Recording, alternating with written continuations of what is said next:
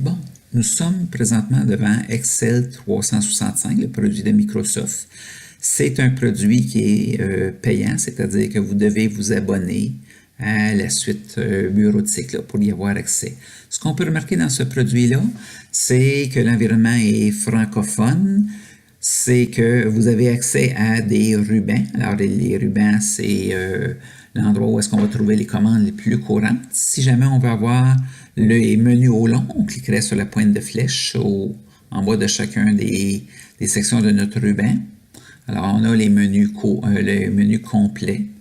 Ce qu'on peut remarquer aussi, c'est l'ampleur de nos feuilles.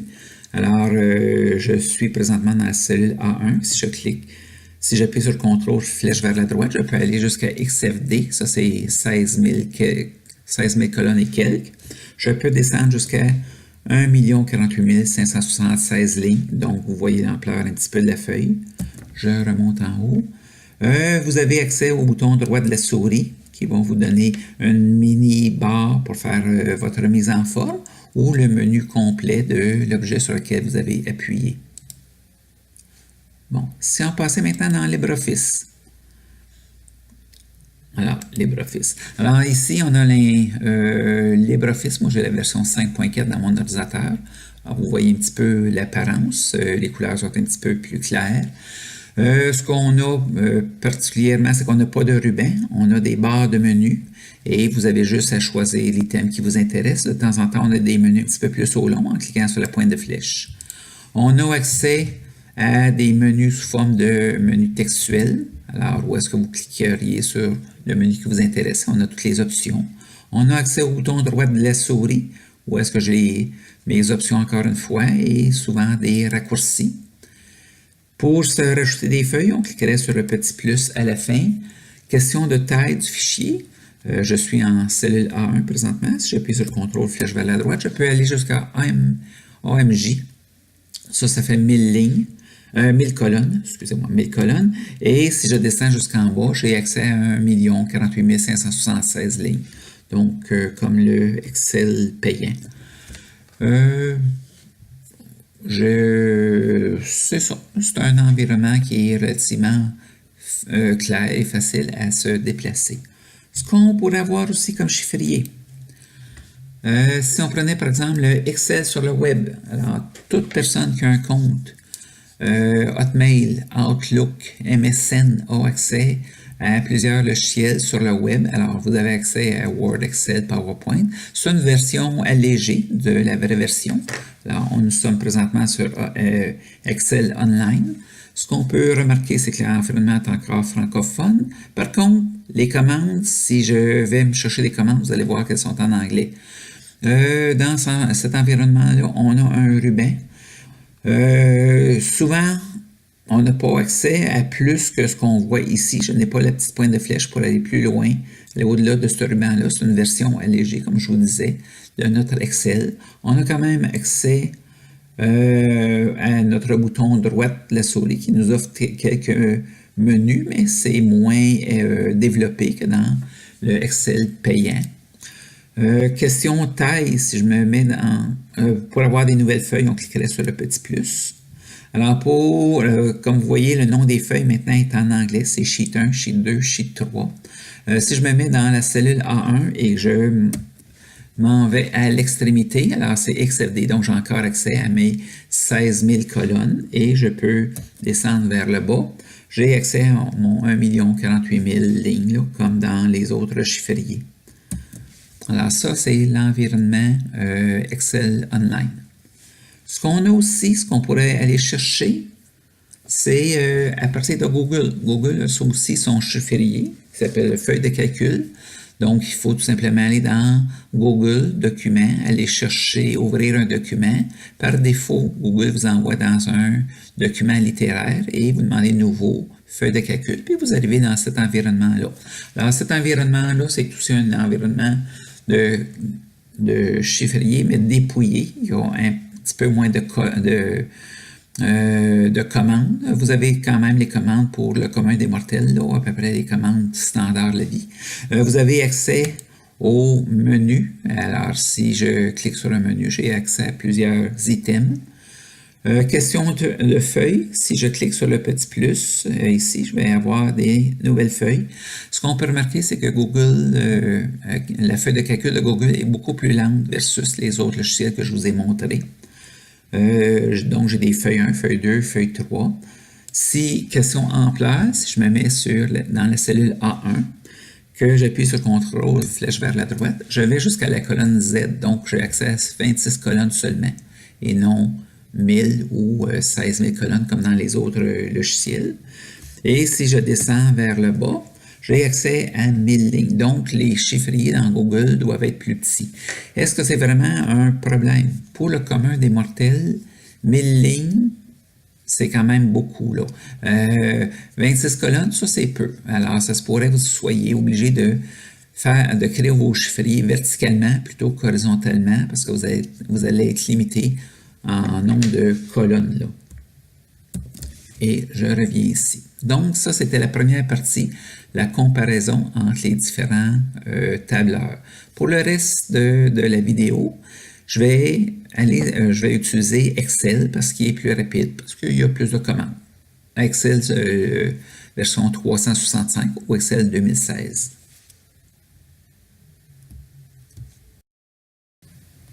Bon, maintenant, nous allons voir un logiciel, comment est-ce que c'est construit. Un logiciel, c'est construit par couche. Par exemple, Excel, que je prends comme à titre de produit, a différentes couches. La première couche, c'est la couche application. La couche application, avant même d'ouvrir un chiffrier, on a accès à plusieurs commandes. Ce qu'on pourrait voir, par exemple, dans Fichier ici. Alors, j'ai accès à aller chercher des boîtes d'outils ou des boîtes de dialogue. La boîte de dialogue de nouveau, ouvrir, enregistrer, partager et ainsi de suite. Il y a un autre objet qui s'appelle Workbook ou classeur en français. Alors, Workbook me permettrait d'ouvrir un classeur, de fermer un classeur, de travailler dans mon classeur au complet.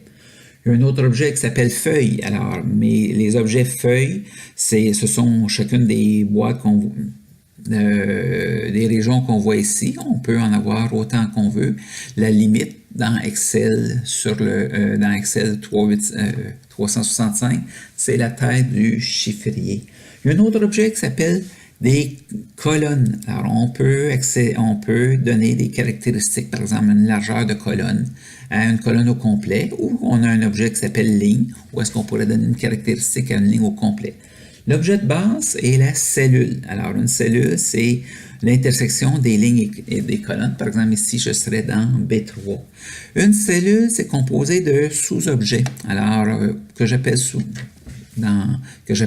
des couches. Alors, dans une cellule, vous avez différentes couches. Vous avez une couche sur laquelle vous allez taper du texte. Alors, ça, c'est la couche contenu. Vous avez une couche sur laquelle on peut mettre la mise en forme. C'est la couche format.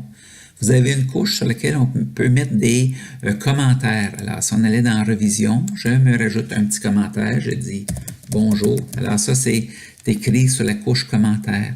Et vous avez une couche sur laquelle on peut faire des liens hypertextes. Alors, dans ce mot-là ici, je voudrais peut-être l'associer à un site web qui pourrait être, disons, Google, juste pour le fun. Alors là, je viens de travailler sur la couche lien hypertexte. On s'aperçoit que l'ordinateur a souligné ce mot-là. À quel endroit où est-ce qu'on voit ces couches-là séparées? Dans plusieurs commandes. Chaque commande adresse une couche en particulier. Par exemple, la commande effacer.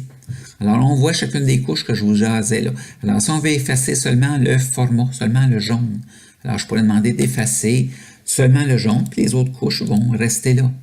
De la même façon, je pourrais effacer seulement le contenu. Alors là, ça va être le mot qui va être rentré, qui va être tapé. Je pourrais effacer seulement le commentaire, seulement le lien hypertexte. Alors, on s'aperçoit que une cellule, c'est composé de plusieurs couches. On peut jouer sur chacune des couches indépendamment. Ensuite, il y a aussi une sous-couche que je vous jaserai qui est, on peut jouer sur un seul caractère dans ma couche contenu. Alors, je pourrais isoler un caractère et jouer un petit peu avec. Qu'est-ce qu'on peut faire dans une cellule? On peut écrire du texte. Par exemple, je vais écrire un mot super brillant. Je pourrais écrire un nombre. Et je pourrais écrire des valeurs logiques. Alors, les valeurs logiques, ce sont des mots que Excel va traiter différemment. Alors, il reconnaît deux mots, vrai ou faux, sauf si on est dans un environnement comme Excel sur le web ou dans Google qui va reconnaître le mot true et false à ce moment-là. On s'aperçoit que quand c'est du texte, le texte s'aligne automatiquement à la gauche. Quand c'est des nombres, les nombres s'alignent à la droite. Quand ce sont des valeurs logiques, les valeurs logiques s'alignent au centre, sauf dans un des logiciels, dans Google, je me rappelle même plus. Dans Google, je pense qu'il s'aligne quand même à la droite. Alors, il faut faire un petit peu attention. Qu'est-ce qu'on peut? Des fois, on veut écrire deux mots, deux lignes dans la même cellule. Alors, le truc, c'est d'écrire le premier mot et d'appuyer sur Alternate Entrée. Alors, Alternate Entrée va vous permettre de taper une deuxième ligne, c'est de faire un saut de ligne manuel dans notre cellule. Lorsque vous tapez un mot, là, présentement, je suis en mode prêt. Lorsque je tape une inscription, je tombe en mode entrée. Pour revenir en mode prêt, ce qu'on ferait, c'est qu'on appuierait sur le petit crochet bleu, le petit crochet de validation. Là, vous pourriez me dire, mais Pierre, si ce que je veux écrire par la suite est juste en dessous, il faudrait cliquer sur le petit crochet de validation et venir cliquer en dessous, donc faire deux mouvements. Si vous appuyez sur la touche entrée, ça accepte ce que vous faites et ça déplace le curseur juste en dessous. Si vous écrivez n'importe quoi et que vous voulez écrire, la prochaine chose que je vais écrire, je vais l'écrire à la droite. J'appuierai sur la touche Tab à ce moment-là. Alors, Tab va accepter ce que vous faites et va déplacer le curseur vers la droite. On va mettre d'autres noms. Alors, si j'écris Daniel, la prochaine chose que je vais vouloir faire, je vais vouloir l'écrire en haut. J'appuierai sur majuscule Entrée. Entrée va descendre le curseur, majuscule Entrée va monter le curseur. Et finalement, disons, on va mettre un nom de dame. Alors, j'écris Nicole. Si la prochaine chose que je veux faire, ça va être à la gauche, je vais terminer ma commande par majuscule Tab. Tab irait vers la droite, majuscule Tab irait vers la gauche. Donc, on vient de voir un petit peu comment se déplacer facilement dans mon chiffrier. Si on a des gros déplacements à faire, c'est-à-dire que j'écris Pierre et la prochaine chose que je veux faire est beaucoup plus loin dans la cellule L10, par exemple. À ce moment-là, je viendrai prendre la souris et cliquer dans L10 et ça accepte ce que je fais et ça déplace le curseur du même coup. Donc, on vient de voir un petit peu comment écrire du texte. Comment effacer du texte. Alors, j'ai écrit quelque chose ici et je peux appuyer sur la touche supprime. Alors, ça supprime vraiment ce que je viens, ce qu'il y avait. Ça supprime la couche contenu de ma cellule. Si je veux effacer vraiment une cellule au complet, alors je vais effacer le contenu, les commentaires et tout ça. Alors, il faudra aller dans le petit efface et demander effacer tout. Alors là, ça effacerait toutes les couches et non une seule couche comme si je prenais les autres commandes ici. Alors, je vais effacer toutes les couches de la même cellule. Question, sélection. On peut sélectionner il y a trois grands types de sélection dans Excel. Il y a la sélection simple, quand on clique sur un objet à la fois. Un objet, ça peut être une cellule. Un objet, ça pourrait être une colonne. Ça pourrait être une ligne. Ça pourrait être une feuille. Donc, on sélectionne l'objet qui nous intéresse. Ça peut être des sélections continues. Une sélection continue, c'est qu'on se met en plein milieu de notre objet, puis on appuie sur la souris et la sélection va se faire de façon continue, c'est-à-dire qu'elle va prendre les objets qui sont verticales ou horizontales qui suivent. Je peux faire une sélection continue sur les colonnes, continue sur les lignes. Et ce que je pourrais faire aussi, c'est aller chercher une feuille, appuyer sur majuscule et venir prendre une autre feuille. Alors là, je viens de faire une sélection continue sur plusieurs feuilles. On appelle ça travailler en groupe de travail. L'ordinateur va nous créer groupe de travail. Ce que je fais sur une feuille va se faire sur toutes mes feuilles en même temps. Pour sortir d'un groupe de travail, on clique à l'extérieur du groupe de travail, puis on va sortir du groupe de travail. Donc, je reviens ici. Il y a des sections discontinues quand nos objets ne se touchent pas. Alors, le truc, c'est d'appuyer, de faire notre première sélection, d'appuyer sur CTRL, puis de venir chercher les autres sélections. Ça fonctionne aussi sur les colonnes. Alors, ça fonctionne aussi sur les lignes. Et ça fonctionnerait aussi sur les feuilles. Je clique sur une feuille, j'appuie sur CTRL et je clique sur les autres feuilles. Alors, est-ce que je suis en groupe de travail présentement? Ce que je ferais sur une feuille, je ferais sur ces 3 feuilles-là en même temps. Pour sortir d'un groupe, d'une section discontinue, on clique sur n'importe quel élément qui n'est pas dans le groupe et on va revenir à notre où est-ce qu'on était. Il y a la sélection totale. Quand je sélectionne une feuille au complet, ce serait de cliquer sur la petite pointe d'intersection des lignes et des colonnes, là, sur la pointe de flèche qui est ici, et je viendrai de sélectionner toute ma feuille au complet. Donc, je reviens ici. C'est beau. Quelques raccourcis. Alors, lorsque vous rentrez du texte, l'ordinateur reconnaît certains mots. Alors, si vous écrivez lundi, j'accepte mon lundi et je prends un petit poignet de recopie vers le bas. L'ordinateur va reconnaître les jours de la semaine, lundi, mardi, mercredi, et ainsi de suite. Il fait ça aussi pour les mois de l'année. J'écrirai, il faut quand même bien écrire, j'écrirai janvier et je pourrais étirer vers le bas et l'ordinateur va me dire février, mars, avril, mai, juin. N'importe quel mot qui se termine par un chiffre, l'ordinateur va étirer, va incrémenter ce chiffre automatiquement là. Si on veut rentrer la date courante du système, c'est CTRL, point virgule, le raccourci. Alors, quand vous allez accepter le CTRL, point virgule, on peut prendre la pointe de flèche, la petite poignée qui s'appelle la poignée de recopie et tirer vers le bas et l'ordinateur va incrémenter les journées. On vous offre des options. En cliquant sur les options, on pourrait demander d'incrémenter les jours de la semaine, passer par-dessus les jours du week-end, par exemple. Alors, l'ordinateur est passé par-dessus le 13 et le 14. On pourrait cliquer, aller chercher, incrémenter les mois. Alors là, c'est le 7 de chacun des mois qui est écrit. Donc, le 7 octobre, 7 novembre. On pourrait demander d'incrémenter les années. Alors, ça va être le 7 octobre de chacune des années. On a ça un petit peu pour les années, pour les heures. Si vous voulez écrire une heure rapidement, l'heure courante, c'est majuscule, contrôle, point virgule. Alors, l'ordinateur me dit à quelle heure le système est présentement. Puis si on étire vers le bas, on va avoir une suite à coup d'heure comme incrément. Si jamais vous voulez avoir un incrément autre, alors qu'est-ce qu'on ferait? C'est qu'on écrirait les 2 premières valeurs. Oups. Alors, j'écris 100, 200, je sélectionne mes deux valeurs et j'étire, puis l'ordinateur va conserver le même incrément, des incréments à coup de 100. Donc, on a ça. On va aller sur une autre feuille. Alors, j'écris n'importe quoi. OK, alors je veux mettre ce pierre-là en forme, ce texte-là en forme. Alors, j'ai des commandes de base qui sont les polices. On peut changer la police, changer la taille, mettre plus grand, plus petit, mettre du gras, de l'italique, du souligné, la couleur de fond, la couleur de la police. Alors, juste pour faire des petits changements, je vais mettre ça en algérienne, en un petit peu plus gros, encore plus gros, en gras, en italique, en souligné, sur un fond jaune avec du lettrage rouge. Si vous voulez aller plus loin, on pourrait demander le menu au long. Et le menu au long m'offre d'autres options que je n'avais pas ici. Par exemple, j'ai différents types de soulignés. J'ai des soulignements simples, doubles, comptabilité simple, comptabilité double.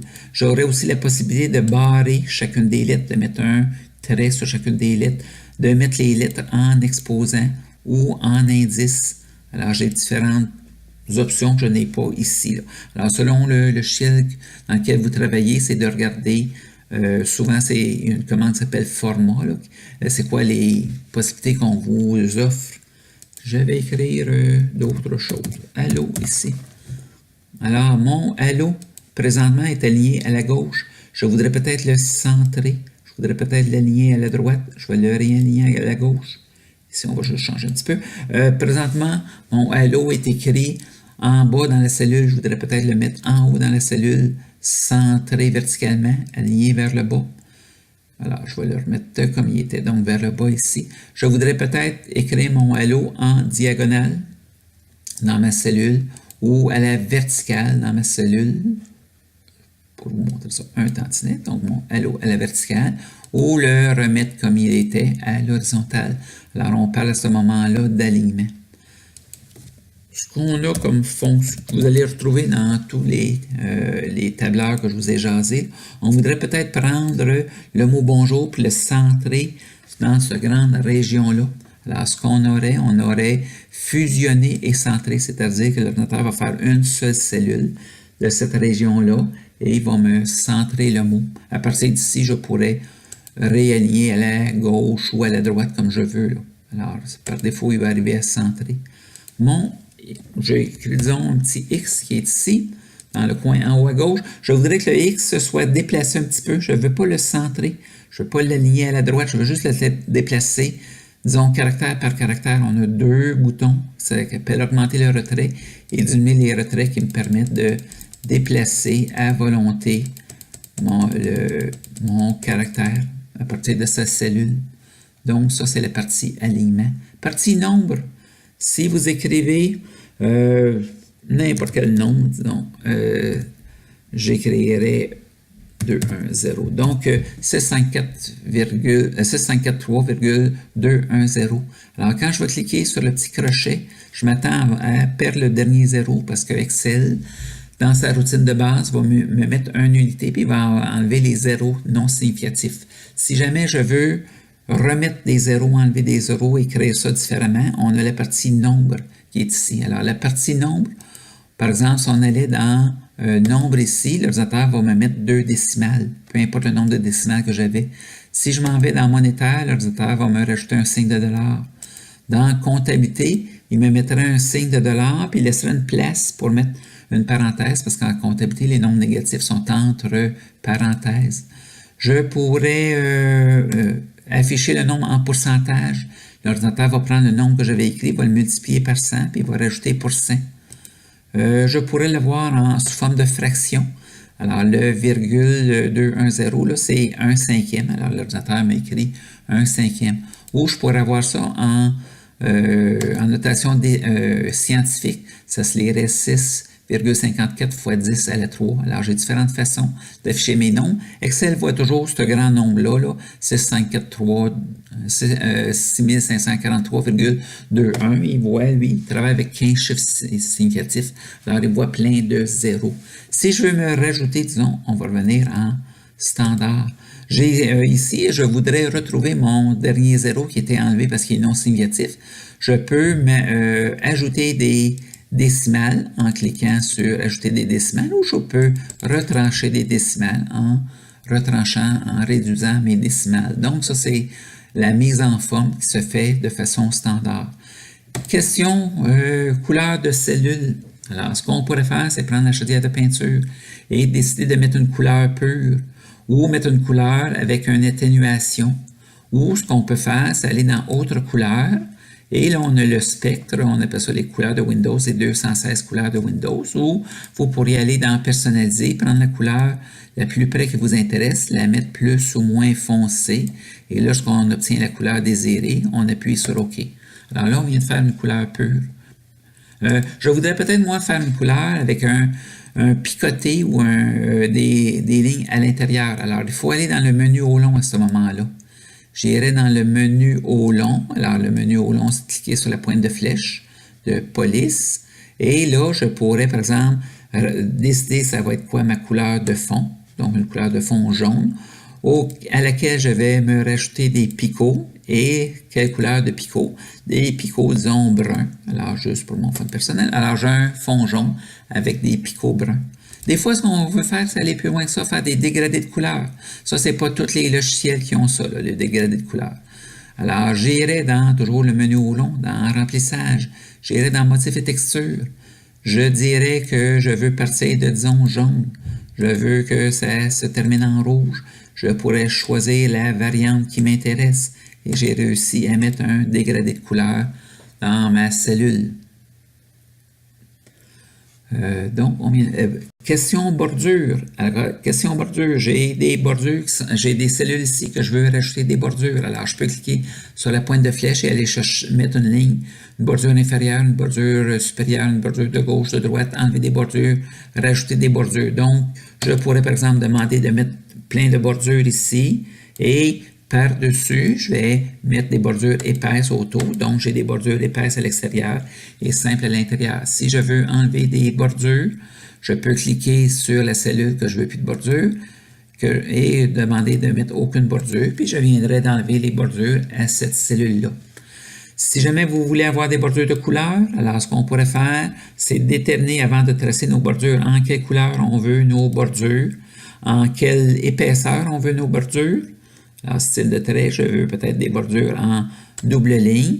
Puis là, venir appliquer où est-ce que j'étais. Oups, j'ai un petit crayon ici. Ça ne m'intéresse pas. On va enlever le petit crayon. J'étais ici. Alors, je veux appliquer des lignes extérieures en double bordure. Alors, j'ai mes lignes extérieures probablement que c'est en double bordure ici, là. Non, ça a fait une bordure épaisse. Donc, une bordure épaisse extérieure en rouge. Le menu au long, alors lui, est dans police. On demanderait bordure. Et ici, je pourrais choisir quel type de ligne. Par exemple, je veux prendre une ligne noire, bleu foncé, que je mettrais en haut de ma région. Et je voudrais peut-être avoir des barres verticales doubles. Alors, je vais aller chercher barres verticales en vert que je vais mettre à la gauche et à la droite. Et je pourrais, à la rigueur, aller me chercher des petites lignes rouges en diagonale, donc ligne simple rouge en diagonale que je vais rajouter ici. Et je viens de me faire un échafaudage. C'est formidable. Dernière notion. Alors, quand vous êtes, disons, je vais me rajouter une ligne ici, puis je vais la mettre toute bleue ici. Alors, si je veux me rajouter une ligne, je cliquerai sur la ligne suivante, je cliquerai sur le bouton droit de la souris, puis je demanderai Insertion. Alors, l'ordinateur vient de m'insérer une nouvelle ligne et j'ai un petit pinceau qui me permet de dire la ligne que je vais insérer, est-ce que je la veux comme la ligne sur le dessus ou comme la ligne sur le dessous. Alors, si je demande comme la ligne sur le dessus, ma ligne va sortir bleue comme ça présentement. Et si je demande comme la ligne en dessous, elle est blanche. Alors, l'ordinateur va me donner les caractéristiques de la ligne en dessous qui est blanc avec de temps en temps un petit jaune. Alors, voilà pour ce qui est de la mise en forme.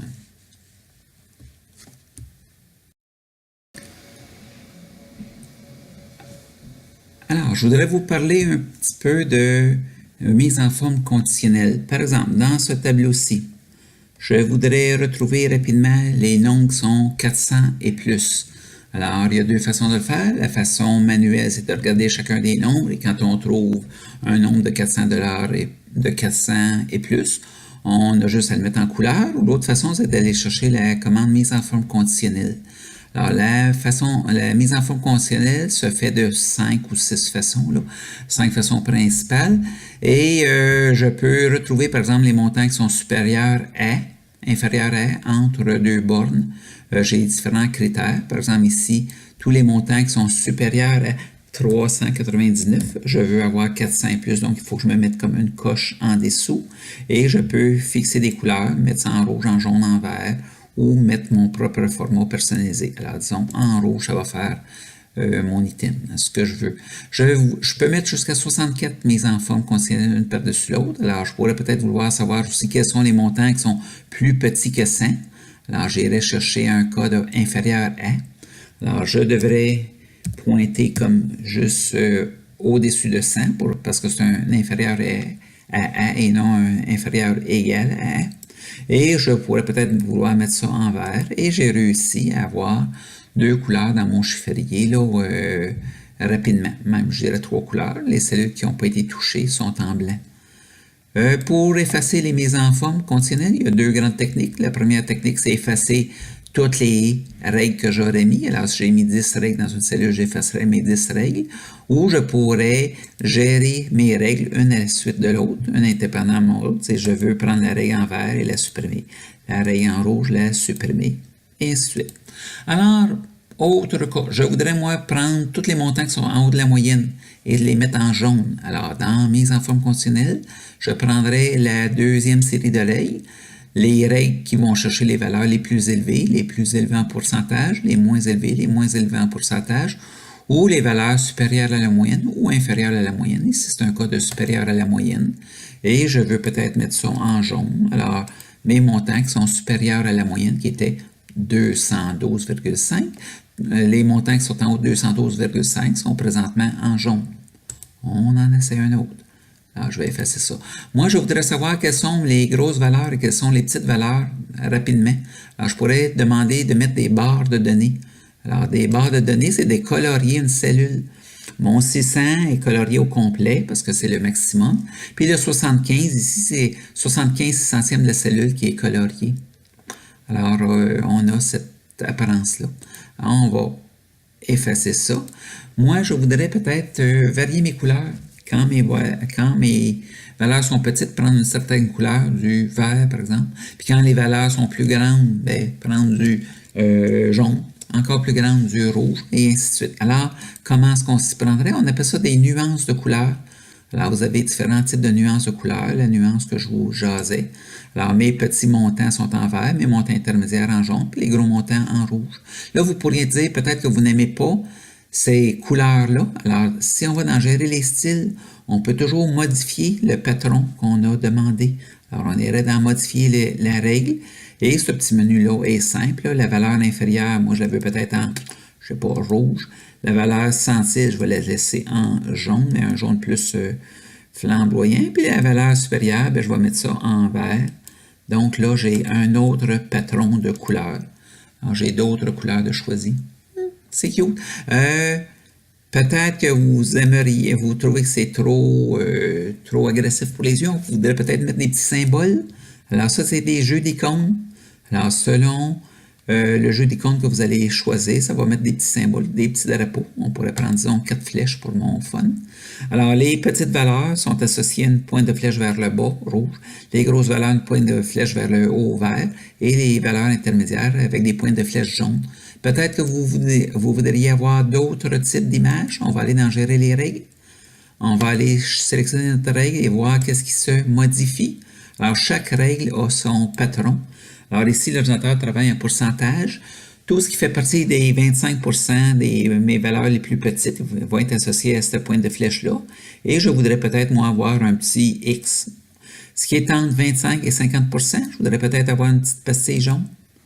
Entre 50 et 95%, je ne peux pas changer le 75 ici, mais je peux changer celui-ci pour un 95 et l'ordinateur va refaire le menu et là, cette fois-ci, le 75 est devenu 95. Entre 50 et 95%, je voudrais peut-être avoir un petit drapeau jaune, puis en haut de 95%, avoir un petit crochet vert.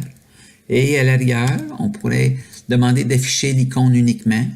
Et vous pourriez retrouver ce genre d'affichage-là ici. L'ordinateur connaît les montants, il ne les a pas perdus, mais il vous affiche des symboles. On n'a rien perdu, je peux vous montrer ça. Là. Si on demandait d'effacer les règles, vous allez voir que les montants sont ici. Donc, c'était un abrégé sur la mise en forme conditionnelle.